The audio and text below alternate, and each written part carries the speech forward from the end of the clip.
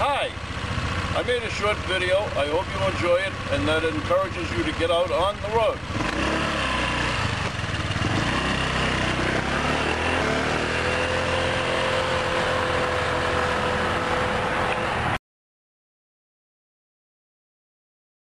Bath Iron Works is a major American shipyard on the Kennebec River. Founded in 1884, many cruisers, frigates, and destroyers have been built here. The Maine Maritime Museum in Bath displays many facets of Maine's rich seafaring heritage. Located on the original site of a shipyard where large wooden sailing ships were built, the campus includes a number of buildings with exhibits on shipbuilding, lobstering, and maritime trade. A highlight is the restored wooden Grand Banks fishing schooner Sherman Zwicker. Launched in Lunenburg, Nova Scotia in 1942, although diesel-powered, her traditional design was modeled after the schooner Blue Nose. The natural beauty of Camden during the summer and autumn attracts many seasonal residents. This bustling port on Penobscot Bay is the home port of many windjammers and yachts. The Penobscot Narrows Bridge crossing the Penobscot River is similar in construction to Boston's Zakim Bridge. The 400-foot-high observatory is the tallest public bridge observatory in the world. The bridge was designed as an emergency replacement for the Waldo Hancock Bridge. From conception to completion, just 42 months elapsed. Fort Knox, across the Penobscot River from Bucksport, was built in 1863 to protect the Penobscot River Valley from naval attack. It was named after Major General Henry Knox, commander of artillery during the Revolution.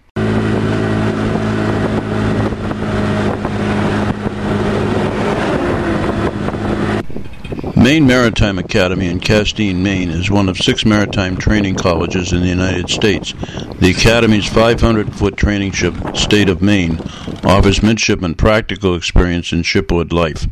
At the head of Machias Bay is the town of Machias and the Machias River. The word Machias roughly translates in Passamaquoddy as Bad Little Falls, a reference to the Machias River.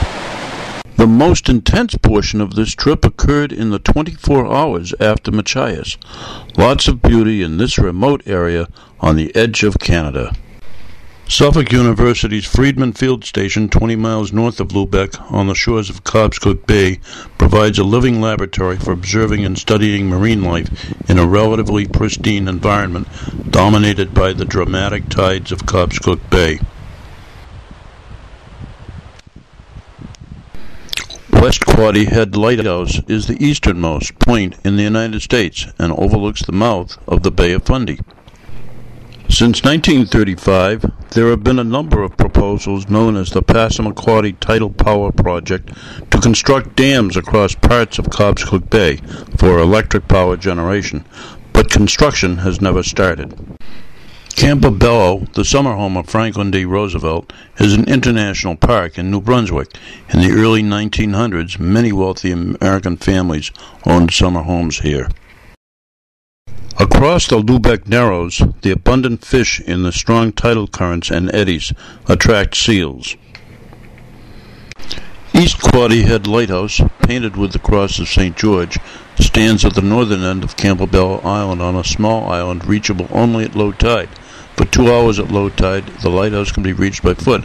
However, the tide rises at 5 feet an hour, and signs warn visitors not to try crossing once the tide starts to flow.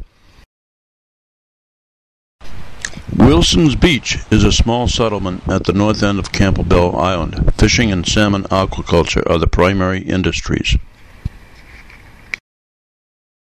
A small 10-car ferry, really a tug pushing a float, allows travel between Campobello Island and Deer Isle. A much larger vessel, the Deer Island Princess II, crosses the 8 miles from Deer Island to Letite, New Brunswick, with no charge. This ferry carried 22 cars and 2 trailers and 1 scooter.